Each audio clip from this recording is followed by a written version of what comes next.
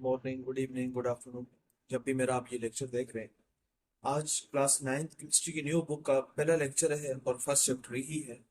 अगर आप federal board की न्यू बुक को उठाएं तो आपके पास जब टेबल ऑफ कंटेंट्स को आप देखेंगे तो टेबल ऑफ कंटेंट्स में सबसे पहले जो चैप्टर नंबर 1 को डिस्कस किया गया है उसमें है nature of science in chemistry.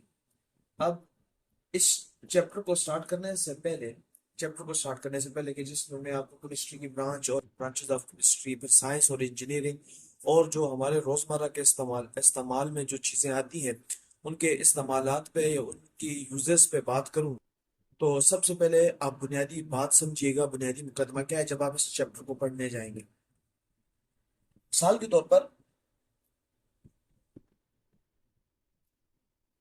आपके पास आपके पास कोई मॉलिक्यूल है।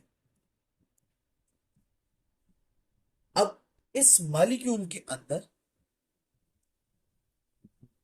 कुछ ऐसी चीजें हैं जो इस मॉलिक्यूल के अंदर कुछ खास किस्म की प्रॉपर्टीज को भी पैदा करती हैं। मिसाल के तौर पर कुछ प्रॉपर्टीज होंगी जिनको हम लोग कहेंगे फिजिकल प्रॉपर्टीज, और कुछ प्रॉपर्टीज हैं जो हमारे पास क्या है, केमिकल प्रॉपर्टीज है। अभी मैं चैप्टर का आगाज नहीं कर रहा, मैं एक बात मुकदमा रख रहा हूँ, एक बुनियादी बात कर रहा हूँ ताकि आपके सामने चैप्टर की बुनियाद बन सके। मैं क्या कह रहा हूँ, कोई मॉलिक्यूल है और उस मॉलिक्यूल के अंदर कुछ खास बुनियादी अज्जा हैं जो बेसिकली उसकी फिजिकल या केमिकल प्रॉपर्टीज बनाते हैं। उन बुनियादी अज्जा को बेसिकली हम लोग क्या कहते हैं, हम लोग कहते हैं एटम। और हर एटम के अंदर मौजूद इलेक्ट्रॉन्स हैं, प्रोटॉन्स हैं, न्यूट्रॉन्स हैं। और ये मॉलिक्यूल कंबाइनली जब एटम के साथ यानी एटम में वजूद पाते हैं तो ये बेसिकली क्या करते हैं, इस एटम को कुछ बुनियादी खुसूसियात बख्शते हैं, यानी उसकी कुछ फिजिकल प्रॉपर्टीज क्रिएट करते हैं या केमिकल प्रॉपर्टीज क्रिएट करते हैं। अब केमिस्ट्री क्या है? केमिस्ट्री, अब मैं चैप्टर की तरफ आ रहा हूं। केमिस्ट्री ये बेसिकली इल्म की वो शाख है, ये ब्रांच ऑफ साइंस है कि जिसके अंदर हम लोग बेसिकली क्या करते हैं, जो यूनिवर्स के मटेरियल्स हैं, इन यूनिवर्स मटेरियल्स के अब बेसिकली क्या करते हैं, हम लोग इन्वेस्टिगेशन करते हैं। अब इन्वेस्टिगेशन का मतलब क्या है? मतलब ये पेपर पेज, ये पेज, ये पेन, ये ट्राइपॉड, ये मोबाइल, ये लैपटॉप, ये फर्श, कोई भी एनीथिंग मैटर, कोई भी मैटर, हम लोग उसकी इन्वेस्टिगेशन करते हैं कि वो किन मॉलिक्यूल से, किन एटम से बन के आता है और फिर उनके अंदर ये मॉलिक्यूल क्यों मॉलिक्यूल कहलाता है। मिसाल के तौर पर पानी पानी क्यों है, अच्छा सॉलिड सॉलिड क्यों है, उसके अंदर ऐसी कौन सी खसूसियात हैं जो उसको सॉलिड बनाती हैं, लिक्विड को कौन सी खसूसियात हैं जो उसको लिक्विड बनाती हैं, गैसेस की कौन सी ऐसी खसूसियात हैं जो उनको गैस बनाती है। फिर उनके अंदर इन खसूसियात को पैदा करने के लिए जो बुनियाद बनती है वो बुनियाद क्या है, हम लोग इनको भी स्टडी करने की कोशिश करते हैं, यानी इनकी इन्वेस्टिगेट करते हैं। सबसे पहले ये साइंस की वो ब्रांच है केमिस्ट्री कि जिसके अंदर हम लोग यूनिवर्स के मटेरियल्स को इन्वेस्टिगेट करते हैं और उन चेंजेस को भी उन चेंजेस को भी क्या करते हैं, इन्वेस्टिगेट करते हैं कि जो ये मटेरियल क्या करते हैं, अंडरगो करते हैं। ठीक हो गया? ये मटेरियल क्या करते हैं, अंडरगो। मिसाल के तौर पर कि एक एग्जांपल दे रहा हूं, वाटर। अब वाटर हमारे पास सॉलिड में भी है, वाटर हमारे पास लिक्विड फॉर्म में भी है, और वाटर हमारे पास वेपर या गैस फॉर्म में भी मौजूद है। अब ये सॉलिड से लिक्विड में जाता है तो ऐसी कौन सी बुनियादी तब्दीलियां हैं, तगय्युर और तबद्दल है कि जो इस सॉलिड स्टेट से आता है, पैदा होता है इसमें, कि वो लिक्विड में चला जाता है। फिर लिक्विड में ऐसी कौन सी चेंजेस आती हैं कि जिसकी वजह से वो गैस की तरफ जाता है। मैं एक छोटी सी एग्जांपल दे दूं। जब मेरे पास सॉलिड वाटर मॉलिक्यूल यानी in the form of ice होता है, पर क्या होता है कि जब हम लोग इसको टेम्परेचर करते हैं, जब इसको हीट करते हैं, तो इनके दरमियान में मौजूद जो पानी के मालिक्यूल के दरमियान में जो मौजूद हाइड्रोजन बॉन्डिंग है वो ब्रेक होती है, और वो क्या करती है, मालिक्यूल को लूज कर देती है। और जब मालिक्यूल लूज हो जाते हैं तो वो फ्री स्टेट में आ जाते हैं, वो मूव करना स्टार्ट हो जाते हैं, वो मोबाइल हो जाते हैं, वो हरकत करते हैं, और हरकत से वो क्या बन जाते हैं, लिक्विड बन जाते हैं। फिर उसके बाद क्या होता है, जब हम लोग मजीद इनको टेम्परेचर, मजीद इनको हीट देते हैं, तो ये एवोपरेट हो जाते हैं, ये वेपर्स बन जाते हैं, यानी ये गैस बन जाते हैं। उनमें क्या होता है, मजीद मॉलिक्यूल टूटना स्टार्ट हो जाते हैं, मजीद उनके दरमियान में बॉन्डिंग खत्म होना स्टार्ट हो जाती है। तो ये बेसिकली वो बुनियादी मुकदमा है कि जिसके अंदर हम लोग केमिस्ट्री को स्टडी करते हैं। तो सबसे पहले बुनियादी बात केमिस्ट्री की क्या है कि इसके अंदर हम लोग बेसिकली यूनिवर्स के मटेरियल की इन्वेस्टिगेशन के साथ साथ उन मटेरियल्स के अंदर आए हुए जो तब्दीलियां हैं, जो तगय्युर और तबद्दुल है, हम लोग उनको भी स्टडी करने की कोशिश करते हैं। अब मिसाल के तौर पर मैंने एग्जांपल दी वाटर। अब ये वाटर की कंपोजिशन क्या है, वाटर की कंपोजिशन से मुराद क्या है, मिसाल के तौर पर वाटर किन किन एटम से मिलकर बना हुआ है, उन एटम का मास कितना है। अच्छा, फिर इन एटम्स की रेशियो क्या है, यानी अगर मैं वाटर के केस में देखूं तो मेरे पास दो हाइड्रोजन है और एक ऑक्सीजन है। तो इस रेशियो के साथ बेसिकली क्या होता है, एक वाटर का मॉलिक्यूल कंपोज होता है, बनता है। अगर मैं मास की बात करूं तो 2 ग्राम, मेरे पास हाइड्रोजन हो और मेरे पास 16 ग्राम, अगर मेरे पास क्या हो, वो मेरे पास ऑक्सीजन हो, तो मेरे पास 18 ग्राम वाटर बनता है। तो ये कंपोजिशन है। तो इसका मतलब ये हुआ, सबसे पहले बात ये मैं एक स्टेप बाय स्टेप समझाने की कोशिश करता हूँ। सबसे पहले हम लोग यूनिवर्स के मटेरियल की इन्वेस्टिगेशन करते हैं, फिर उन चेंजेस को भी स्टडी करने की कोशिश करते हैं जो इन मटेरियल में आते हैं। और केमिस्ट्री की जो डिफिनेशन की तरफ आऊं तो सबसे पहले हम लोग कंपोजिशन को से लफ्ज कंपोजिशन को समझ लीजिए कि कंपोजिशन का मतलब यह है कि कोई भी मैटर लीजिए, मैटर की कोई भी हालत ले लीजिए, सॉलिड ले लीजिए, लिक्विड ले लीजिए, गैस ले लीजिए, वो किन एटम से मिलकर बनता है। उन एटम में अगर मैं कहता हूं कि ये किसी एटम से मिलकर बना, तो वो एटम कितने थे, इसके बुनियादी इकाई में वो एटम्स कितने थे, उन एटम से मिलने के बाद वो एटम किस प्रोपोर्शन में, यानी कितने एटम कितने एटमों के साथ मिलकर वो मॉलिक्यूल वजूद में लाए हैं। जिस तरह पानी को वजूद में लाने के लिए हमने 2 हाइड्रोजन और 1 ऑक्सीजन का एटम रखना है, सिमिलरली मीथेन गैस को अगर आप देख लिए तो मीथेन गैस में हमें 1 कार्बन को और 4 हाइड्रोजन के एटम को रखना है। सिमिलरली अगर मैं ग्लूकोज के मॉलिक्यूल की बात करूं तो ग्लूकोज के मॉलिक्यूल के अंदर मैंने 6 कार्बन के एटम को, 12 हाइड्रोजन एटम को और 6 ऑक्सीजन के एटम को रखना है, तब जाके मेरे पास क्या बनेगा, एक ग्लूकोज का मॉलिक्यूल। इस तरह अगर मैं सक्रोज का मॉलिक्यूल रखूं तो C11H22O11।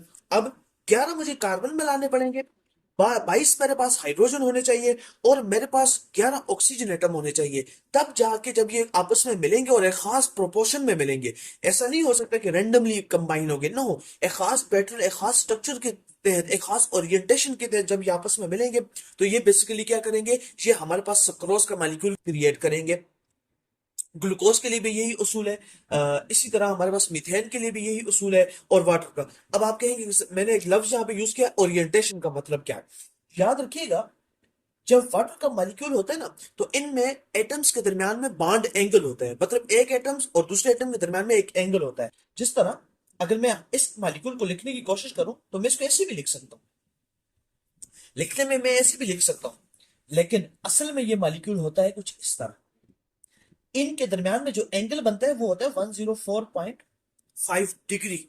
इतने एंगल के साथ बेसिकली क्या होगा, इन हाइड्रोजन को इन ऑक्सीजन के साथ आना पड़ेगा, जबकि यहाँ पे अगर आप गौर से देखो तो यहाँ पे 90 डिग्री का, तो ये कभी भी इस तरह एटम आपस में कभी भी ये वाटर मॉलिक्यूल नहीं बन सकेगा। ठीक हो गया, ये कभी भी वाटर मॉलिक्यूल नहीं बनेगा। वाटर मॉलिक्यूल के लिए बनना है तो कंपोजिशन के अंदर बहुत बड़ी बातें हैं, यानी कंपोजिशन के अंदर हम लोग सिर्फ एटम के मास और रेशो को नहीं देख रहे होते, बल्कि हम हर पॉसिबिलिटी को, हर उस स्ट्रक्चर को समझने की कोशिश कर रहे होते हैं कि कोई मॉलिक्यूल किस तरह वजूद में आता है, उसके लिए मास की रेशो क्या होगी, उसके लिए एटम की रेशो क्या होगी, उसके लिए एंगल क्या होगा, उसके लिए ओरिएंटेशन क्या होगी, उसकी प्रॉपर्टीज किस तरह वजूद में आएंगी। ये तमाम चीजें हम लोग केमिस्ट्री की एक पार्ट को, जिसको हम लोग कहते हैं कंपोजिशन में, स्टडी करने की कोशिश करते हैं। फिर आ जाते हैं स्ट्रक्चर के बारे में। अब स्ट्रक्चर से मुराद क्या है, स्ट्रक्चर से मुराद ये है कि मिसाल के तौर पर मेरे पास ये जो मॉलिक्यूल है, जिस तरह मैंने यहां पे एंगल की बात की कि ये जो मॉलिक्यूल है ये वाटर का मॉलिक्यूल जिसकी अगर यहाँ पे एंगल की मैं बात करूँ तो 90 डिग्री है, लेकिन अगर यहाँ पे मैं बात करूँ तो यहाँ पे मेरे पास एंगल बनता है 104.5 डिग्री। अब स्ट्रक्चर की बात करूं, मिसाल के तौर पर अगर मैं आपके सामने इस एंगल को देखूं तो आप कह सकते हैं कि सर ये राइट एंगल है, ये एक स्क्वायर हाफ स्क्वायर है या राइट एंगल आप कह सकते हैं। लेकिन यहाँ पे ना, जब इंशाल्लाह आपको फर्स्ट ईयर के अंदर तीन थ्योरीज पढ़ते हैं हम लोग, एक होती है मॉलिक्यूलर ऑर्बिटल थ्योरी, एक होती है वैलेंस बॉन्ड थ्योरी, और एक तीसरी थ्योरी होती है जिसको हम लोग कहते हैं valence shell electron pair repulsion theory, VSEPR model जिसे हम लोग कहते हैं। बेसिकली ये मॉडल क्या करते हैं, ये मॉडल हमारी हेल्प करते हैं कि किसी मॉलिक्यूल की स्ट्रक्चर क्या है। मैं एक एग्जांपल देता हूं। हम लोग कहते हैं कि एक मॉलिक्यूल पायरामिडल स्ट्रक्चर है, बाय पायरामिडल स्ट्रक्चर है। ये क्लास नाइन्थ वालों के लिए सिर्फ इस बात को सीखे कि स्ट्रक्चर का मतलब क्या है, कि वो मॉलिक्यूल कौन सी स्ट्रक्चर बनाता है, यानी उसकी जो एक सिंपल मॉलिक्यूल है उसके अंदर जो एटम की ओरिएंटेशन है। अब जैसे मिसाल के तौर पर मैं एक कंटेनर लूं और उस कंटेनर में मैं 1 लीटर ऑफ वाटर डाल दूं। अब मुझसे कोई पूछे कि एक मॉलिक्यूल ऑफ वाटर अगर कोई स्ट्रक्चर या ज्योमेट्री बनाता है तो वो ज्योमेट्री किस तरह दिखती है, तो मैं कहूं कि सर वो पिरामिड पिरामिड टाइप दिखती होगी, वो पाई पिरामिड टाइप दिखती होगी। ठीक हो गया। वो प्लेनर होता है, हमारे पास मुख्तलिफ है, मैं इसमें लिखने के लिए बहुत सारी बातें लिख सकता हूँ। को प्लेनर होता है। तो इस तरह हमारे पास मुख्तलिफ जो स्ट्रक्चर्स हैं या मुख्तलिफ किस्म की प्रॉपर्टीज वजूद में आती है। लिहाजा लिहाजा जब मैं ये कह रहा हूं कि स्ट्रक्चर का मतलब क्या है, जब मैं कह रहा हूं कंपोजिशन का मतलब ये है कि बहुत सारे बच्चे सिर्फ डिफिनेशन को रटा कर लेते हैं कि chemistry is the branch of science which deal with structure of which deal with study of composition structure, और वो समझने की कोशिश नहीं करते कि कंपोजिशन से क्या मुराद है और स्ट्रक्चर से क्या मुराद है। उसके बाद हम लोग स्टडी करते हैं प्रॉपर्टीज को। ये आ गया कंपोजिशन, फर्स्ट पार्ट आ गया, स्ट्रक्चर सेकंड पार्ट आ गया, और जो थर्ड पार्ट आ जाता है वो है हमारे पास प्रॉपर्टीज को। अब प्रॉपर्टीज क्या है, प्रॉपर्टीज हमारे पास दो तरह की होती है, एक होती है फिजिकल प्रॉपर्टीज, एक होती है केमिकल प्रॉपर्टीज। अब फिजिकल प्रॉपर्टीज या केमिकल प्रॉपर्टीज, फिजिकल प्रॉपर्टीज से क्या मुराद है, मिसाल के तौर पर ये पानी का जो मॉलिक्यूल है ये लिक्विड है, ये सॉलिड है, ये गैस है, एक बात। फिर इसका बॉइलिंग पॉइंट क्या है, इसका मेल्टिंग पॉइंट क्या है, इस ये कितना स्ट्रॉन्ग मॉलिक्यूल है, इसमें कौन कौन से ऐसे अवामिल शामिल होते हैं जो इसके बॉइलिंग पॉइंट को इंक्रीज करते हैं, जो इसके मेल्टिंग पॉइंट को इंक्रीज करते हैं, एक बात। फिर केमिकल प्रॉपर्टीज से मुराद क्या है, कि मिसाल के तौर पर पानी का मॉलिक्यूल किन किन चीजों के साथ रिएक्ट करता है, ये एसिड के साथ रिएक्ट करता है तो किस तरह बिहेव करता है, ये बेस के साथ रिएक्ट करता है तो किस तरह बिहेव करता है, और फिर मुख्तलिफ किस्म के मॉलिक्यूल। यहाँ पे मैं सिर्फ वाटर की एग्जांपल इसलिए ले रहा हूँ कि आपको समझ आ जाए, वरना मैं एग्जांपल लेने के लिए मैं मुख्तलिफ molecule, calcium carbonate, magnesium carbonate, मुख्तलिफ मॉलिक्यूल्स को मैं ले सकता हूँ। लेकिन आपके लिए मैं बिल्कुल सिंपल रख रहा हूँ कि मैं इस चीजों को समझा रहा हूँ, केमिस्ट्री की डिफिनेशन को मैं आपके सामने ओपन कर रहा हूँ कि प्रॉपर्टीज से मुराद ये है कि फिजिकल और केमिकल प्रॉपर्टीज। अब फिजिकल प्रॉपर्टीज आपसे कोई पूछे कि पानी की फिजिकल प्रॉपर्टीज या किसी भी मटेरियल के बारे में पूछे कि इसकी फिजिकल प्रॉपर्टीज से आप क्या मुराद लेते हैं, तो आप कहोगे कि हम लोग इससे मुराद लेते हैं कि इसका मेल्टिंग पॉइंट क्या होता है, इसका बॉइलिंग पॉइंट क्या होता है, ये कौन सी स्टेट में पाया जाता है। फिर केमिकल प्रॉपर्टी से क्या मुराद लेते हैं, केमिकल प्रॉपर्टी से हम लोग मुराद लेते हैं कि किस किस मॉलिक्यूल के साथ, किन किन मॉलिक्यूल के साथ रिएक्ट करता है, किन किन मॉलिक्यूल के साथ रिएक्ट नहीं करता। अच्छा, अगर किसी मॉलिक्यूल के साथ रिएक्ट करता है तो किस तरह रिएक्ट करता है, मिसाल के तौर पर कोवलेंट बॉन्ड बनाता है, आयनिक बॉन्ड बनाता है, कोऑर्डिनेट कोवलेंट बॉन्ड बनाता है, मेटालिक बॉन्ड बना रहा है, कौन से बॉन्ड बना रहा है, फिर कौन से कितने इलेक्ट्रॉन शेयर करता है, इसकी ऑक्सीडेशन स्टेट क्या होती है, मतलब कितने इलेक्ट्रॉन लॉस करता है, कितने इलेक्ट्रॉन वो गेन करता है, और पीरियोडिक टेबल में किस पोजीशन पे पाया जाता है, ये अपने आप को कैसे स्टेबल करता है। ये तमाम चीजें हम लोग फिजिकल एंड केमिकल प्रॉपर्टीज के अंदर क्या करते हैं, स्टडीज करते हैं। उसके बाद आ जाते हैं बिहेवियर। इसके बाद फिर इसके बाद मैं इसकी डिफिनेशन लिखूंगा तो आपको बिल्कुल इजी हो जाएगा कि इससे क्या मुराद। अब बिहेवियर से मुराद क्या है, बिहेवियर से मुराद ये है कि ये मॉलिक्यूल किसी खास कंडीशन में किस तरह रिएक्ट करता है। मिसाल के तौर पर अगर आपको ये एक बहुत मजे का पॉइंट है, लेकिन इंशाल्लाह इसको आगे जाके वाटर के केस में ही एक्सप्लेन करेंगे। एक होता है एनॉर्मस बिहेवियर ऑफ वाटर। अब आपको ये बात थोड़ा सा सुनिएगा और समझने की कोशिश कीजिएगा।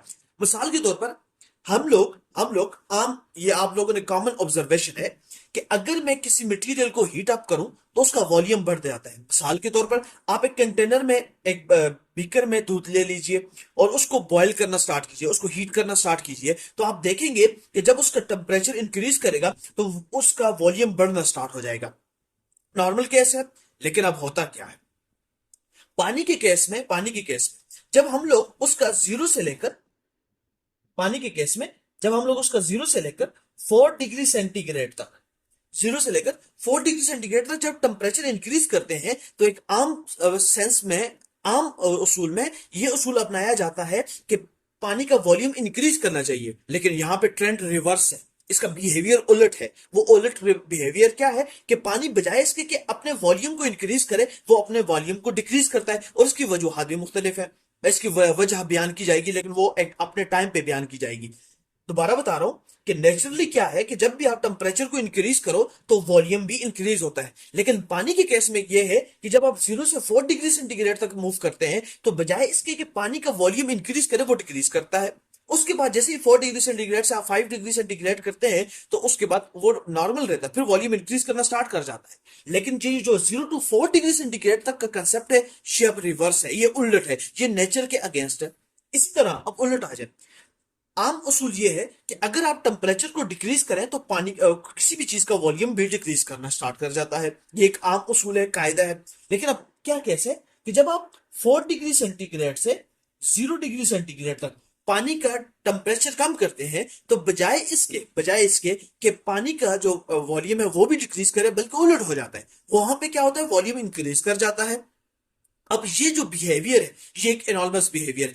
इसी तरह हमारे पास मुख्तलिफ किस्म के एटम्स हैं, मुख्तलिफ किस्म के मालिक्यूल हैं, जो क्या करते हैं, एक डिफरेंट किस्म का, एक अनएक्सपेक्टेड सा बिहेवियर क्या करते हैं, शो करते हैं। उसके बाद नेक्स्ट पॉइंट इसमें क्या है,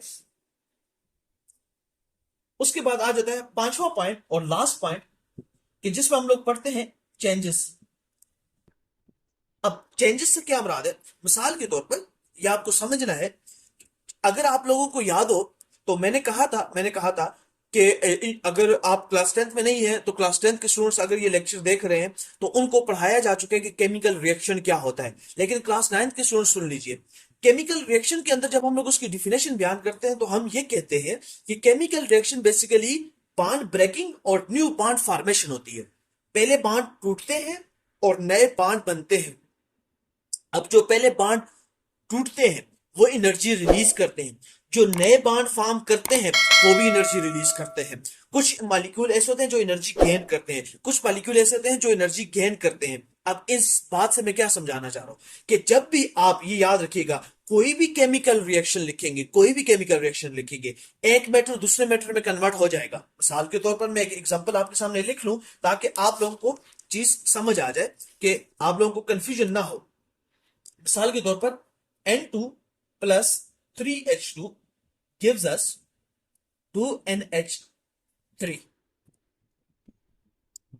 अब यहां पे मेरे पास रिएक्टेंट में जो रिएक्शन के बाईं जानब होता है उसे हम लोग कहते हैं रिएक्टेंट, और जो दाईं जानब होता है उसे हम लोग कहते हैं प्रोडक्ट। अब जरा बात समझिएगा, मेरे पास जो रिएक्टेंट में मौजूद मैटर है आप उसको गौर से देखिए, और जो मेरे पास प्रोडक्ट में मैटर मौजूद है वो देख लीजिए, दोनों मुख्तलिफ हैं। बल्कि मैं यूं कहूं कि रिएक्टेंट में मौजूद भी इटसेल्फ वो भी दो मुख्तलिफ ही हैं, और वो दो मुख्तलिफ आपस में मिलकर एक तीसरा मुख्तलिफ किस्म का मालिक्यूल को प्रोड्यूस कर रहे हैं। तो मैटर क्या चेंज नहीं हुआ, मैटर चेंज हो गया। क्या इन सिस्टम्स की अपनी एनर्जी नहीं होगी, एनर्जी होगी। इनकी एनर्जी भी मुंतकिल हो जाएगी, एक्सोथर्मिक बन जाएगा, इंडोथर्मिक बन जाएगा। तो ये तमाम चीजें चेंज होगी। अब जब ये तमाम चीजें आपको समझ आ गई, अब आप केमिस्ट्री की ब्रांच कैसे डिफाइन करते हैं। आप कहते हैं chemistry is this branch of science which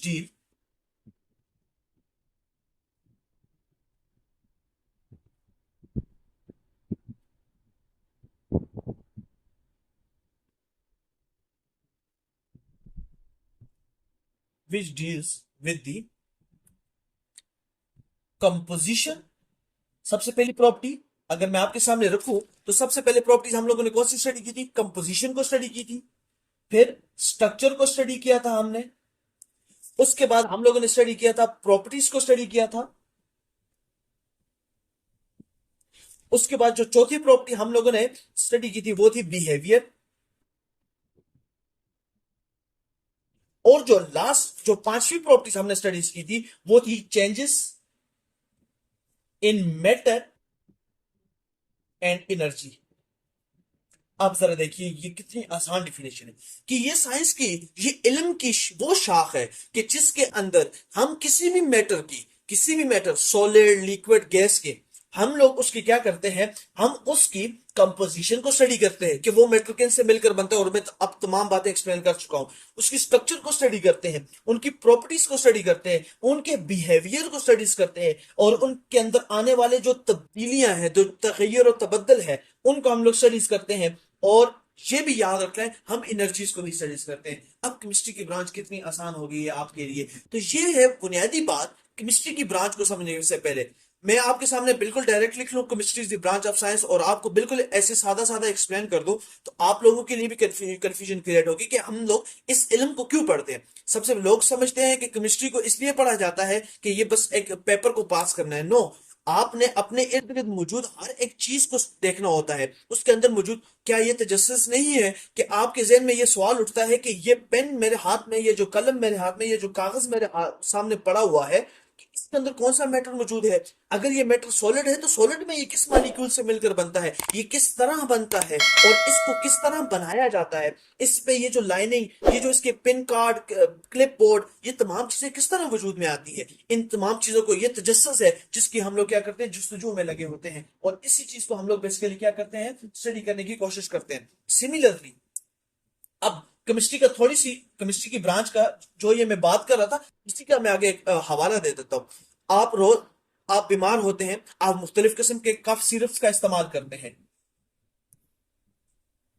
मिसाल के तौर पर हाइड्रोलिन सिरप्स का आप इस्तेमाल करते हैं। अगर आपको नजला जुकाम होता है तो आप ऑगमेंटन नाम की एक टेबलेट का इस्तेमाल करते हैं। अगर आपको फीवर होता है तो आप पेनाडोल सिरप का या आप पेनाडोल की टेबलेट्स का इस्तेमाल करते हैं। तो ये तमाम चीजें किस तरह वजूद में आई है, ये वो केमिस्ट्री ही है जो बुनियादी साख्त प्रोवाइड करती है चीजों को अंडरस्टैंड करने में। तो इसलिए जब आप इन चीजों को, केमिस्ट्री की ब्रांच को स्टडी करें, तो सिर्फ रट्टा ना मारें, बल्कि ये समझें कि इसके वजूद को तस्लीम करना है और समझना है कि इसकी स्टडी या इसको पढ़ना क्यों Chemistry. जरूरी है। Chemistry is the science of matter. This may sound simple, but chemistry is a complex and broad topic that covers a wide variety of fields. From the core of the Earth to the farthest reaches of the universe, chemistry is everything and everywhere. Chemistry, a definition. Chemistry is the study of matter, including its composition, properties, and structure, how it changes, and how it interacts with energy. This is a pretty simple definition that sums up what is actually a complex and fascinating subject. If you have ever asked why or how something is in the natural world, odds are good that your question and the answer were related to chemistry. For instance, why is the sky blue? Colors depend on the chemical makeup of substances and what kind of light they reflect. How does an insect walk across the surface of a pond without falling through? The unique properties of water give it a high surface tension, which means that small objects can rest on it without sinking. Chemistry is all around, and anything related to matter involves chemistry. Main branches of chemistry. Since chemistry is such a broad and vast subject, we can divide it up into more manageable topics to help us more accurately. 1. Organic chemistry. 2. Inorganic chemistry. 3. Analytical chemistry. 4. Physical chemistry. 5. Biochemistry. We will learn more about these topics as we go on. मेरी बात समझ लिए। अब आ जाते हैं branches of chemistry.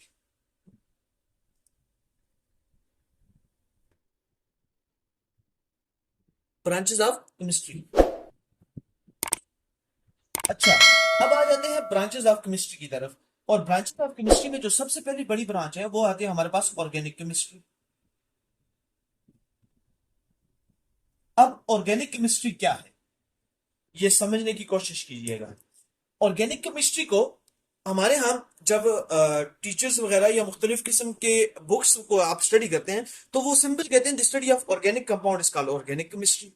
ये भी ठीक है, लेकिन जो हायर लेवल की बुक्स हैं, मैं आपको वही बुनियादी बात बता देता हूं ताकि हमेशा के लिए आपके पास ये कंसेप्ट रहे। बेसिकली कहा जाता है, ये बुक की बात बता रहा हूं, study of hydrocarbons and their derivatives.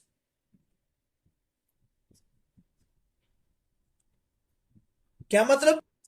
वो कंपाउंड जिनमें कार्बन और हाइड्रोजन हो, या वो कंपाउंड जो इन इनकी इनमें से इनमें तब्दीलियां पैदा करें, और इनमें तब्दीलियां पैदा करके हम लोग कोई नए मालिक्यूल पैदा करें, जिनको हम लोग डेरिवेटिव्स कहते हैं। मिसाल के तौर पर मेरे पास तीन तरह के हाइड्रोकार्बन होते हैं।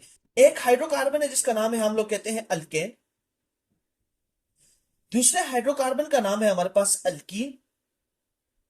और तीसरे हाइड्रोकार्बन है जिसको हम लोग कहते हैं अल्काइन। तो बेसिकली ऑर्गेनिक केमिस्ट्री के अंदर आप पढ़ते हैं कि अल्केन क्या है, अल्कीन क्या होता है, अल्काइन क्या होता है, और साथ में इन्हीं के डेरिवेटिव्स। अब इन्हीं के डेरिवेटिव्स से की एक एग्जांपल समझाता हूं आपको। मिसाल के तौर पर मेरे पास एक मॉलिक्यूल है अल्केन में, मीथेन, जिसे हम लोग कहते हैं CH4, जिसका केमिकल नेम है मीथेन, और जिसकी केमिकल स्ट्रक्चर के लिए जो लिखा जाता है केमिकल मॉलिक्यूलर फार्मूला है, वो है हमारे पास CH4। अब मैं इसमें से एक हाइड्रोजन को निकालूं और उसकी जगह मैं एक halogen group, what is meant by halogen group, periodic table के अंदर एक ग्रुप है जिसे हम लोग कहते हैं हेलोजन, जो 7वें नंबर पे आता है, और उसको हम लोग कहते हैं, जिसे आपने नाम सुने होंगे, फ्लोरीन, क्लोरीन, ब्रोमीन, आयोडीन। ये मॉलिक्यूल, आप ये एटम के नाम आपने सुने होंगे। तो मैं क्या करूं, एक हाइड्रोजन की जगह पर उसके ऐड कर दूं। मिसाल के तौर पर CH3, मैंने एक हाइड्रोजन को कम कर दिया, और पीछे अब एक के लिए जगह बाकी रह गई, तो मैंने वहां पे अटैच कर दिया जी क्लोरीन। तो अब इसका नाम पड़ेगा मिथाइल क्लोराइड। और आपको मजे की बात बताऊं, ये जो डेरिवेटिव बना है, कि जिसमें मैंने क्या किया, अल्केन के अंदर तब्दीली पैदा की, उसके एक हाइड्रोजन को रिमूव करके वहां पे एक हाइड्रोजन के एटम को, इस ये जिस क्लास में आता है उसे नाम देते हैं हम लोग अल्काइल हैलाइड्स। इसी तरह हमारे पास आते हैं अल्कोहल, इसी तरह हमारे पास आते हैं फिनोल, इसी तरह हमारे पास आते हैं एल्डिहाइड्स, इसी तरह हमारे पास आते हैं कीटोन्स, इस तरह हमारे पास कार्बोक्सिलिक एसिड्स, ईस्टर्स, ईथर्स। ये तमाम मॉलिक्यूल को हम लोग कहां पे स्टडी करते हैं, ऑर्गेनिक केमिस्ट्री में स्टडी करते हैं। अगर मैं आपकी बुक की डिफिनेशन सुनाऊं ना आपको, तो आपकी बुक की डिफिनेशन किस तरह बयान करती है कि that deals with the substances that containing carbon, carbon, कि वो उन मॉलिक्यूल को स्टडी करने के लिए हम लोग हेल्प करते हैं जिसमें हमारे पास कार्बन होता है। अब कार्बन मुख्तलिफ मॉलिक्यूल्स में मौजूद होता है, कार्बाइड्स में भी कार्बन मौजूद होता है, बाइकार्बोनेट्स में भी कार्बन मौजूद होता है। ये डिफिनेशन इतनी प्रॉपर नहीं है, मैं प्रॉपर डिफिनेशन आपके सामने एक्सप्लेन करूं। ऑर्गेनिक केमिस्ट्री की डिफिनेशन क्या है? आपको कोई कहे कि ऑर्गेनिक केमिस्ट्री को डिफाइन करो, आप कहोगे study of hydrocarbons and their derivatives. Hydrocarbons कौन से होते हैं? मैंने आपको एक्सप्लेन किया था, हमारे पास तीन तरह के हाइड्रोकार्बन्स होते हैं, बाकी उनकी डेरिवेटिव्स होते हैं। मतलब क्या, हम हाइड्रोकार्बन्स में तब्दीलियां लाते हैं, मतलब किसी एक एटम को रिमूव करते हैं और उसकी जगह एक नया एटम ऐड करते हैं। और मैं क्या करता हूं, जिस तरह मैंने अल्काइल हैलाइड में एक नया एटम ऐड किया, क्लोरीन, इस तरह अल्कोहल में एक मैं नया ग्रुप ऑफ एटम ऐड करता हूं जिसे हम लोग कहते हैं OH अल्कोहल। इसी तरह फिनोल में मैं एक बेंजीन फिनाइल रिंग को ऐड करता हूं। एल्डिहाइड में मैं पूरा एक एल्डिहाइड रिंग को अटैच करता हूं, रिंग से मुराद मेरा कि aldehyde group of atoms attach करता हूं। इस तरह कीटोन्स, इस तरह ईथर, इस तरह ईस्टर, इस तरह कार्बोक्सिलिक एसिड, इस तरह अमाइड्स, इस तरह कार्बाइड, मुख्तलिफ किस्म के मॉलिक्यूल्स है जिनको मैं बेसिकली क्या करता हूं, मैं उनके डेरिवेटिव्स बना लेता हूं। लिहाजा लिहाजा ये बात समझ लीजिए कि ब्रांचेस ऑफ केमिस्ट्री में जो सबसे पहली ब्रांच है वो ऑर्गेनिक केमिस्ट्री है, और ऑर्गेनिक केमिस्ट्री मैंने आपके सामने एक्सप्लेन कर दिया है। अच्छा, अब आ जाते हैं इनऑर्गेनिक केमिस्ट्री के अंदर। तो आपने ये समझ लिया कि ऑर्गेनिक केमिस्ट्री क्या है, कि जिसके अंदर हम लोग बेसिकली हाइड्रोकार्बन्स और उनके डेरिवेटिव्स को स्टडी करते हैं। अब आ जाते हैं इनऑर्गेनिक केमिस्ट्री के बारे में। इनऑर्गेनिक केमिस्ट्री के अंदर ये याद रखें, जिन मॉलिक्यूल के मैं नाम ले रहा हूं, हम लोग आपने सिर्फ इन्हीं के याद रखना है, बाकी और किसी को याद नहीं रखना। हम लोग इनमें बेसिकली क्या करते हैं, हम लोग स्टडी करते हैं इनमें कार्बोनेट्स को स्टडी करते हैं। अब कार्बोनेट्स क्या होते हैं, जिस तरह हमारे पास है कैल्शियम कार्बोनेट, मैग्नीशियम कार्बोनेट, तो ये हमारे पास मुख्तलिफ किस्म के मॉलिक्यूल्स आ जाते हैं। इसी तरह हम लोग पढ़ते हैं बाइकार्बोनेट्स। अब बाइकार्बोनेट्स में हमारे पास जैसे होते हैं HCO3, ठीक हो गया। ये हमारे पास मुख्तलिफ पोटेशियम बाइकार्बोनेट, मैग्नीशियम बाइकार्बोनेट, अच्छा कैल्शियम बाइकार्बोनेट, मुख्तलिफ किस्म के बाइकार्बोनेट्स आ जाते हैं। फिर इसी तरह हम लोग पढ़ते हैं ऑक्साइड्स के बारे में, नाइट्रोजन डाइऑक्साइड, नाइट्रोजन ट्राइऑक्साइड, ठीक हो गया, लिथियम डाइऑक्साइड, लिथियम ट्राइऑक्साइड, मुख्तलिफ किस्म के हम लोग ऑक्साइड्स को स्टडी करने की कोशिश करते हैं। और सीधी इसी तरह हम लोग लास्ट एक है, हम लोग पढ़ते हैं कार्बाइड्स में। ये चीजें कार्बोनेट्स, बाइकार्बोनेट्स और ऑक्साइड्स, इनका वक्त आने पे एक्सप्लेन करूंगा। आपके लिए एक नई टर्म है, वो है कार्बाइड्स। अब कार्बाइड्स क्या होते हैं? अगर आपको कार्बन कार्बन का एटम किसी लेस इलेक्ट्रोनेगेटिव एटम के साथ, अभी के लिए सिर्फ ये जुमला याद रखें, carbon atom combine with less electronegative atom, अगर कार्बन का कोई एटम किसी लेस इलेक्ट्रोनेगेटिव एटम के साथ कंबाइन हो जाए तो वो जो मॉलिक्यूल को बनाता है वो है कार्बाइड। मिसाल के तौर पर कैल्शियम कार्बाइड, बेरिलियम कार्बाइड, मुख्तलिफ किस्म के मॉलिक्यूल है। कैल्शियम है, सिलिकॉन कार्बाइड्स है, मुख्तलिफ किस्म के है, तो बोरॉन है। इस तरह के मुख्तलिफ किस्म के क्या करते हैं, हमारे पास कार्बाइड्स वगैरह बनते हैं। तो कार्बाइड्स क्या होते हैं, ऑक्साइड्स क्या है, बाइकार्बोनेट्स क्या है और कार्बोनेट्स क्या है, ये हमारे पास बेसिकली हम लोग इनको केमिस्ट्री की जिस ब्रांच के अंदर स्टडी करते हैं। अब केमिस्ट्री की जिस ब्रांच से मुराद क्या होगा, इनऑर्गेनिक केमिस्ट्री के अंदर स्टडी करते हैं। अब इनऑर्गेनिक केमिस्ट्री में हम लोग इन्हें क्या क्या स्टडी करेंगे, वही केमिस्ट्री की बुनियादी डिफिनेशन याद रखें। हम स्टडी करेंगे कार्बोनेट्स की कंपोजिशन क्या है, हम स्टडी करेंगे कार्बोनेट्स की स्ट्रक्चर क्या है, इसकी प्रॉपर्टीज क्या है, इसका बिहेवियर क्या होता है और इसके अंदर चेंजेस क्या आते हैं जब ये मुख्तलिफ कंपाउंड के साथ रिएक्ट करता है। इस तरह ये तमाम पे ये डिफिनेशन लागू करें तो आपको समझ आ जाएगी कि इनऑर्गेनिक केमिस्ट्री क्या है। अच्छा, अब आ जाते हैं ऑर्गेनिक केमिस्ट्री और इनऑर्गेनिक केमिस्ट्री को डिफाइन करने के बाद हम लोग चलते हैं, डिस्कस करते हैं फिजिकल केमिस्ट्री क्या होती है।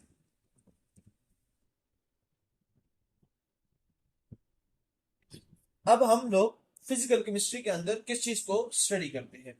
बेसिकली फिजिकल केमिस्ट्री के अंदर हम लोग लॉज को या उन थ्योरीज को स्टडीज करने की कोशिश करते हैं कि जो थ्योरीज हमें बेसिकली क्या बताती हैं, स्ट्रक्चर और चेंज ऑफ मैटर के बारे में बताती है। क्या मतलब इस बात का, सिर्फ एक एग्जांपल से आपको क्लियर कर दूंगा। मेरे पास वाटर सॉलिड फॉर्म में यानी in the form of ice मौजूद है और वो किसी फिनोमिना ऑफ नेचर की वजह से, यानी कि मैं जब उसको हीट कर देता हूं तो उसके बॉन्ड ब्रेक हो जाते हैं, लूज हो जाते हैं, और जब वो लूज हो जाते हैं तो वो बेसिकली क्या होते हैं, वो वेपर फॉर्म में कन्वर्ट हो जाते हैं, यानी गैस फॉर्म में।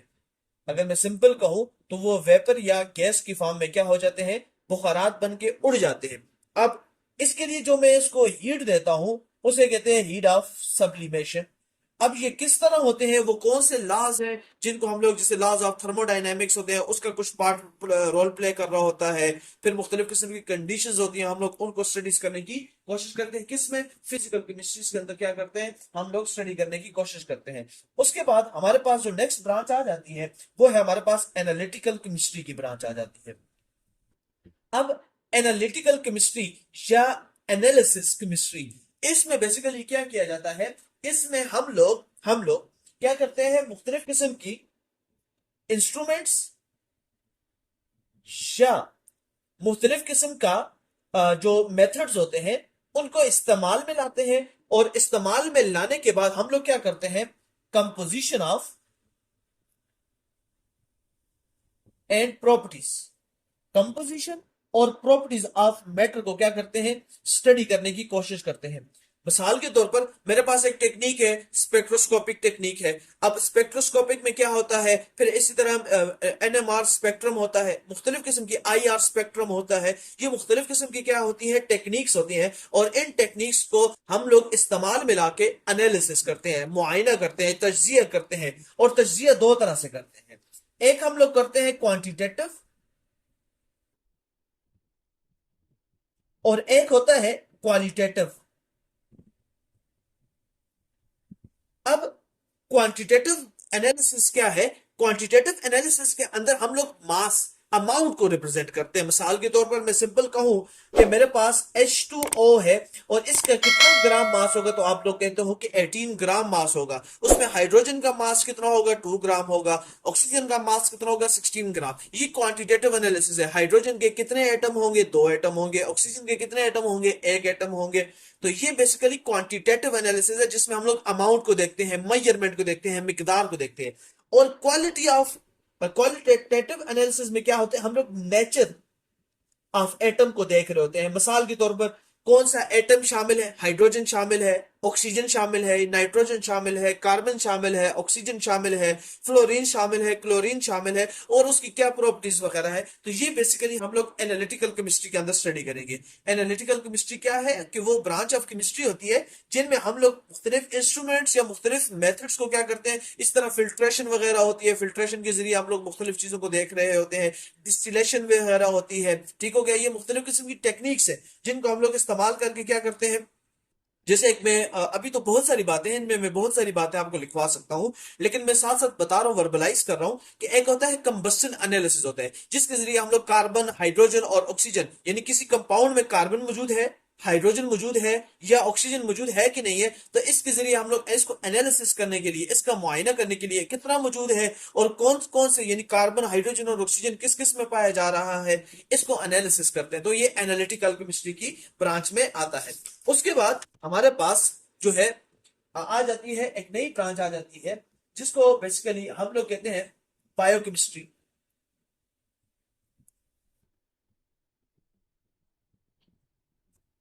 अब बायोकेमिस्ट्री में बेसिकली हम लोग क्या करते हैं, बायोकेमिस्ट्री के अंदर हम लोग ये स्टडी करने की कोशिश कर रहे होते हैं। एनालिटिकल केमिस्ट्री में एनालिसिस करते हैं, तो फिर बायोकेमिस्ट्री में सर जी क्या करते हैं, बायोकेमिस्ट्री में बेसिकली मिसाल के तौर पर हमारे पास मुख्तलिफ किस्म के अमाइनो एसिड्स होते हैं।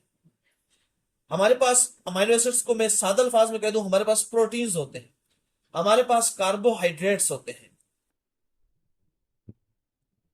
हमारे पास लिपिड्स होते हैं, फैट्स होते हैं। आप ये तमाम डाइट क्या करते हैं, लेते हैं। मिसाल के तौर पर चिकन आप खाते हैं जिसमें प्रोटीन वगैरह मौजूद है, आप ऑयल का इस्तेमाल करते हैं जिसमें फैट्स यानी कि लिपिड्स मौजूद है, आप ये चावल, राइस वगैरह का इस्तेमाल करते हैं, आप रोटी वगैरह का इस्तेमाल करते हैं, तो इनमें कार्बन वगैरह मौजूद है, इनमें डिफरेंट ये 3 कंपाउंड्स बेसिकली क्या है, मौजूद है। अब क्या होते हैं कि इन कंपाउंड्स के अंदर जो तब्दीलियां आती है, जैसे चेंजेस आती है, जैसे कि अगर कोई मेडिकल का या जो बायोकेमिस्ट्री को स्टडी करता है, या जो ये मुख्तलिफ किस्म के मेडिकल के सब्जेक्ट से रिलेटेड मुख्तलिफ किस्म के कोर्सेज को स्टडी करता है, तो उसे मालूम है कि एक ग्लूकोज का मालिक्यूल मुख्तलिफ इंजाइमेटिक रिएक्शन के बाद पहुंच के हमारे पास बेसिकली क्या प्रोड्यूस करता है, कार्बन डाइऑक्साइड को प्रोड्यूस करता है, और वाटर के मालिक्यूल के साथ साथ वो हमारे पास एनर्जी को प्रोड्यूस करता है in the form of ATP. तो बेसिकली बायोकेमिस्ट्री के अंदर क्या हम लोग स्टडी करते हैं, बायोकेमिस्ट्री के अंदर वो फिजिकल या केमिकल चेंजेस को हम लोग स्टडी करते हैं जो किसी लिविंग ऑर्गेनिज्म की बॉडी के अंदर होते हैं। मिसाल के तौर पर आप कार्बोहाइड्रेट्स खा रहे हो, कार्बोहाइड्रेट्स कैसे, रोटी खा रहे हो आप, चावल खा रहे हो आप या सेलुलोज फाइबर वगैरह, ये जिस एस्पगोल वगैरह का आप इस्तेमाल कर रहे हो, या आप प्रोटीन्स वगैरह का, मीट वगैरह खा रहे हो, चिकन वगैरह खा रहे हो, या आप ऑयल वगैरह का इस्तेमाल कर रहे हो, जैतून का ऑलिव ऑयल वगैरह का आप इस्तेमाल कर रहे हो, इस तरह मुख्तलिफ किस्म के फैटी सब्सटेंसेस का आप इस्तेमाल कर रहे हो। तो ये जब आपकी बॉडी में जाते हैं तो उनसे उनमें क्या तब्दीलियां आती है, क्या मतलब उनकी कौन सी स्टेट में तब्दीली आ जाती है, उनके अंदर जो फिजिकल चेंज आता है, जो केमिकल चेंजेस आता है, तो इसको हम लोग बायोकेमिस्ट्री के अंदर क्या करते हैं, स्टडी करने की कोशिश करते हैं। फिर आ जाते हैं हम लोग नेक्स्ट ब्रांच की तरफ, जो है हमारे पास एनवायरमेंटल केमिस्ट्री।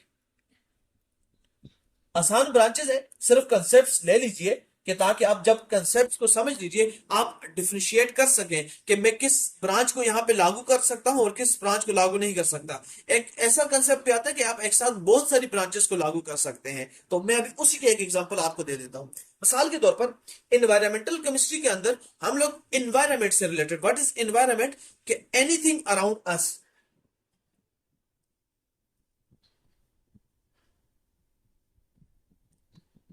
आप खुद के अलावा जो भी चीज बाहर देख रहे हैं वो आपकी एनवायरनमेंट कहलाएगी। अब इस एनवायरनमेंट में आप मुख्तलिफ चीजें देखते हैं। मिसाल के तौर पर आप पानी को भी देखते हैं इस एनवायरनमेंट में, कहीं वाटर टैप यानी कि टैप वाटर होता है, आप पत्थर को भी देखते हैं, आप रेत को भी देखते हैं, हवा वगैरह भी मौजूद है जिसमें आप सांस लेते हैं, आप दरख्तों वगैरह को भी देखते हैं, आप मुख्तलिफ चीजें हैं। तो बेसिकली ये चीज हमारी इन्वायरमेंट कहलाती है। अब इस इन्वायरमेंट में बेसिकली हमारे पास पानी भी मौजूद है जिसको मैं कह सकता हूँ हाइड्रोस्फीयर। अब सिमिलरली पानी भी मौजूद है, मेरे पास लिथोस्फीयर भी है, यानी कि मेरे पास सॉलिड रॉक वगैरह भी मौजूद है। इसी तरह मेरे पास इसमें बायोस्फीयर भी मौजूद है, लिविंग ऑर्गेनिज्म मेरे अराउंड रहते हैं, चाहे दीगर इंसान हो गए या कोई एनिमल्स वगैरह हो गए, ये मेरे पास मौजूद है। हाइड्रोस्फीयर है, लिथोस्फीयर है, बायोस्फीयर है, और हमारे पास बेसिकली आ जाता है एटमॉस्फेयर आ जाता है जिसमें गैसेस वगैरह मौजूद है। अब ये चार स्फीयर मेरी एनवायरनमेंट का पार्ट है। अब ये एनवायरनमेंट में इनकी मिकदार कितनी है, तो एनालिटिकल केमिस्ट्री इसको बयान कर रही होती है।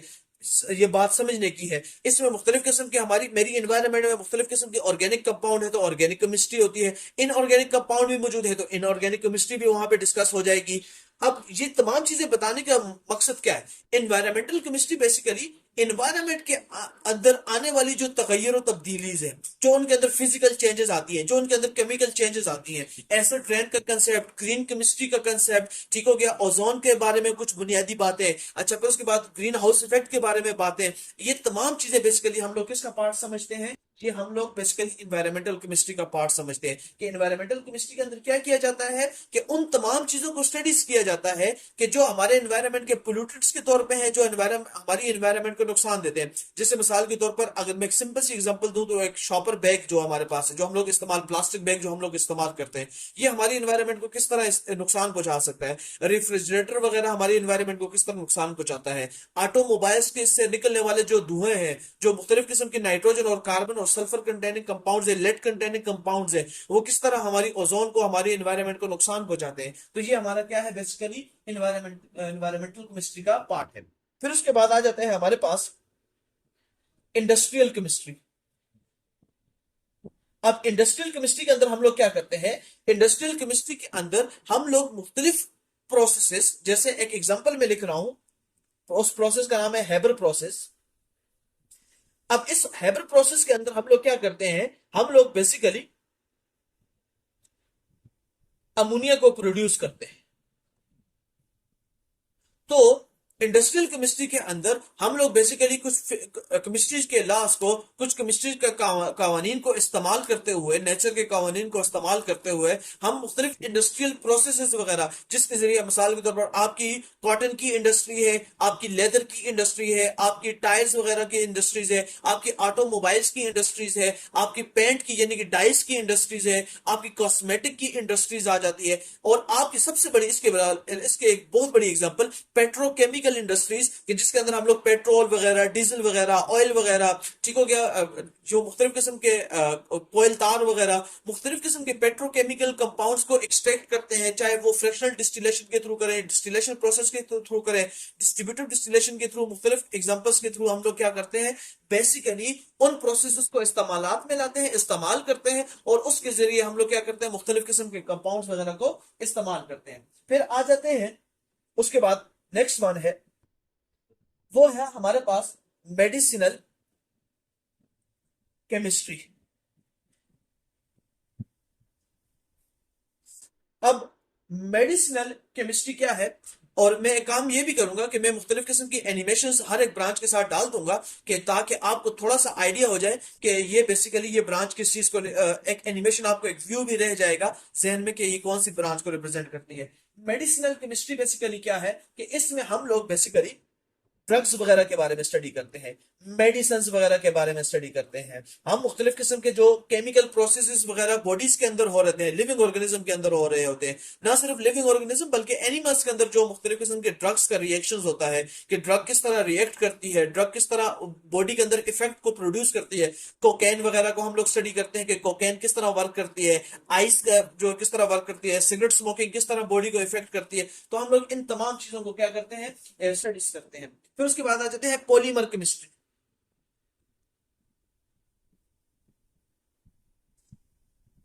अब पॉलीमर केमिस्ट्री के अंदर बेसिकली क्या किया जाता है कि पॉलीमर केमिस्ट्री के अंदर एक रिएक्शन को हम लोग स्टडी करते हैं, जिसको हम लोग बेसिकली क्या कहते हैं? जिसको हम लोग कहते हैं पॉलीमराइजेशन। अब पॉलीमराइजेशन का मतलब क्या है?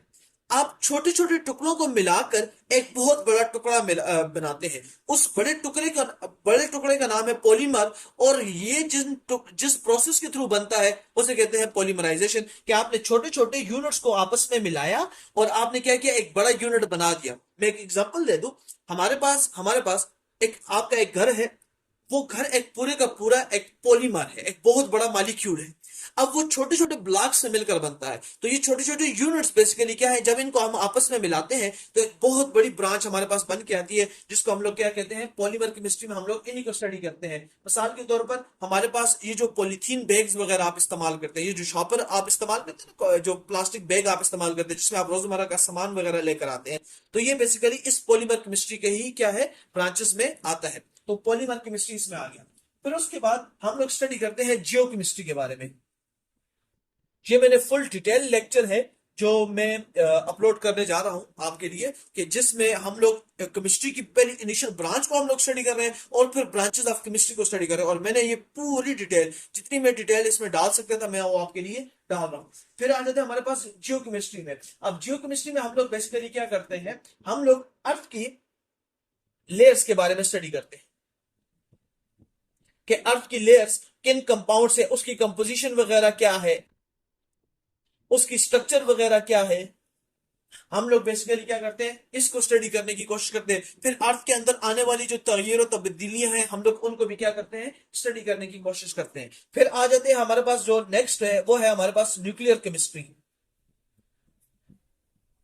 अब न्यूक्लियर केमिस्ट्री बेसिकली क्या है, कि न्यूक्लियर केमिस्ट्री बेसिकली डील करती है एक न्यूक्लियाई के साथ। जिस तरह एक एटम का सेंट्रल पार्ट होता है जिसे हम लोग न्यूक्लियस कहते हैं, तो उस न्यूक्लियस के अंदर आने वाली चेंजेस को हम लोग स्टडी करते हैं। और आपको इसकी एक एग्जांपल दे दूं, हमारे पास फिशन रिएक्शन होता है, फ्यूजन रिएक्शन होता है, तो ये बेसिकली न्यूक्लियर केमिस्ट्री का पार्ट भी इसमें इन्वॉल्व हो जाता है। और लास्ट वन, एस्ट्रोकेमिस्ट्री।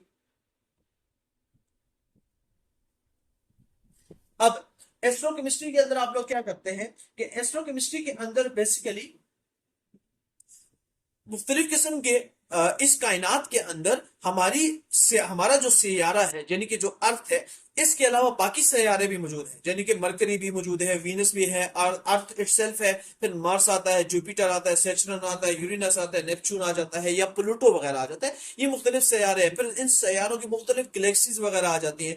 तो उनका मैटर किस चीज से मिलकर बना हुआ है, उनमें क्या क्या चीजें मौजूद है, ये हम लोग बेसिकली किस में स्टडी करने की कोशिश करते हैं, ये हम लोग एस्ट्रोकेमिस्ट्री के अंदर स्टडी करने की कोशिश करते हैं। तो आज के 2 लेक्चर मैं आपके लिए अपलोड करने जा रहा हूं। एक, सबसे पहले मैंने आपके सामने केमिस्ट्री की जो डिफिनेशन है, बुनियादी डिफिनेशन है, मैंने वो आपके सामने बिल्कुल ऐसे इजीली एक्सप्लेन कर दी है, कि जिसके अंदर मैंने पूरी की पूरी ब्रांच को आपके सामने एक्सप्लेन कर दिया है, एक बुनियादी बात। उसके बाद मैंने ब्रांचेस ऑफ केमिस्ट्री को आपके सामने, जिसमें याद रखना है कि आपसे जो क्वेश्चन पूछा जाएगा, याद रखिएगा वो ऑर्गेनिक केमिस्ट्री, इनऑर्गेनिक केमिस्ट्री, जिसमें मैंने बड़े डिटेल के साथ आपको समझा दिया कि वो ऑर्गेनिक और इनऑर्गेनिक का मतलब क्या है। फिर उसके अलावा आपसे न्यूक्लियर केमिस्ट्री, जिसके बारे में मैं आपको एक्सप्लेन कर चुका हूं। एस्ट्रो केमिस्ट्री के अंदर मुख्तलिफ किस्म के जो अदर प्लैनेट्स हैं, अदर देन अर्थ है, जो सियारे वगैरह है, उनको बेसिकली किस तरह, उनका मैटर किससे मिलकर बना होता है, उनकी कंपोजिशन है क्या है, उनके अंदर मुख्तलिफ किस्म के होने वाले फिनोमेना को बेसिकली हम लोग क्या करते हैं, स्टडीज करते हैं। मैं इन वीडियोस के अंदर मुख्तलिफ किस्म की एनिमेशन डालूंगा, और उसके बाद जो नेक्स्ट आने वाला लेक्चर होगा वो होगा, हमारे पास एग्जांपल्स होंगी। उन एग्जांपल्स को स्टडी करने के बाद हम लोग डेली लाइफ के अंदर जो केमिस्ट्रीज के जो हम लोग इस्तेमालात हैं, उनको हम लोग स्टडी करने की कोशिश करेंगे। और लास्ट वन, फिर हम लोग साइंस और टेक्नोलॉजी को आपस में मिलाते हुए हम लोग इस चैप्टर को क्या करेंगे, कंक्लूड कर देंगे। और इस तरह आपका ये फर्स्ट चैप्टर इंशाअल्लाह, जो क्लास 9 की केमिस्ट्री की न्यू बुक का लेक्चर हो गए, वो 3 सेशन में मुकम्मल हो जाएगा। Thank you so much. Branches of chemistry. There are many types of chemistry. Here, we will discuss major types of chemistry and their uses. Ever watched a mystery series in which the detective recovers an unidentifiable sample from the scene of the crime and runs it through a series of tests? This is what comes in analytical chemistry. Analytical chemistry. Analytical chemistry is the study involving how we analyze the chemical components of a sample. For example, how much caffeine is there in a cup of tea? Are there drugs in an athlete's urine samples? Examples of areas using analytical chemistry include forensic science, environmental science, and drug testing. Analytical chemistry can be divided into 2 main branches: qualitative and quantitative analysis. Qualitative analysis employs methods and measurements to help determine the components of substances. Quantitative analysis, on the other hand, helps to identify how much of each component is present in a substance. Both types of analysis can be used to provide important information about an unidentified sample and help to identify what the sample is. Biochemistry. The fact that sweating cools the skin is a function of strong forces of attraction between water molecules. Our body maintains blood pH because of an elaborate bicarbonate buffering system. The mad cow disease in humans is caused by a misfolded protein. Does this give you a clue about what biochemistry is? The study of chemical processes in living organisms is called biochemistry. Everything in the body is made up of atoms and molecules of different chemical compounds, like carbon, oxygen, and hydrogen. This is what we study in biochemistry. Biochemistry can further be divided into interesting disciplines like enzymology, which is the study of enzymes, endocrinology, which is the study of hormones, clinical biochemistry, which is the study of diseases, molecular biochemistry, which is the study of biomolecules and their functions, organic chemistry, the study of carbon compounds such as fuels, plastics, food additives and drugs. Organic chemistry deals with the study of carbon and the chemicals in living organisms. An example is the process of photosynthesis in a leaf because there is a change in the chemical composition of the living plant. Have you ever wondered who makes your hair conditioner or the drug you take when you have a headache? Organic chemists are the ones who do these. They devise experimental methods to isolate or synthesize new materials and study their properties. Would you like to be an organic chemist in the future? The branches of organic chemistry involve many different disciplines, including the study of ketones, aldehydes, hydrocarbons, and alcohols. Inorganic chemistry. Would you like to know how our Earth forms gold? This is what inorganic chemists do. Inorganic chemistry deals with elements and compounds other than carbon or hydrocarbons. It covers all materials that are not organic and are termed as non-living substances. Those compounds that do not contain a carbon-hydrogen bond. Compounds studied by inorganic chemists include crystal structures, minerals, metals, catalysts, and most elements on the periodic table. Industrial chemistry. Industrial chemistry is the branch of chemistry which applies chemical and physical processes towards the transformation of raw materials into products that are of benefit to humanity. Nuclear chemistry. While the common perception is that nuclear chemistry involves only the study of radioactive nuclei, it is much more interesting than that. Nuclear chemistry is the study of the chemical and physical properties of elements as influenced by changes in the structure of the atomic nucleus. Modern nuclear chemistry, or radiochemistry, is now very interdisciplinary in its applications, ranging from the study of the formation of elements in the universe to the design of radioactive drugs for diagnostic medicine. Which of these branches interest you the most?